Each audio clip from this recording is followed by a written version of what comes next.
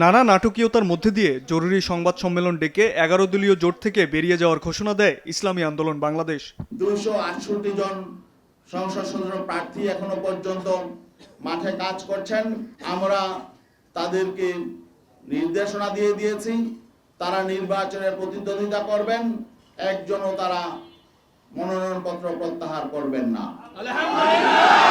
এর ঠিক পরপরই জামায়াতের সেক্রেটারি জেনারেল এহসান মাহবুব জোবায়ের বলেন, ইসলামী আন্দোলনকে ফেরাতে উচ্চ পর্যায়ে আলোচনা এখনো চলমান। জোটের নেতৃবৃন্দ বসবেন, আলোচনা করবেন। আমাদের একটা লিয়াজো কমিটি আছে, তো ওনারা আলোচনা করবেন পরবর্তী কি আমাদের করণীয়, সে সমস্ত বিষয়ে প্রয়োজনীয় নির্দেশনা ওনারা দেবেন। তবে ইসলামী আন্দোলনের সাংগঠনিক সম্পাদক ইফতেখার তারেক বলছেন, জোটে ফেরার আর কোনো সম্ভাবনা নেই। চ্যালেঞ্জ থাকলেও এককভাবে নির্বাচন করবেন হাত পাকার প্রার্থীরা। প্রত্যাহারের পরে আমরা আমাদের আসনে হাত পাখা নিয়ে নির্বাচন করব।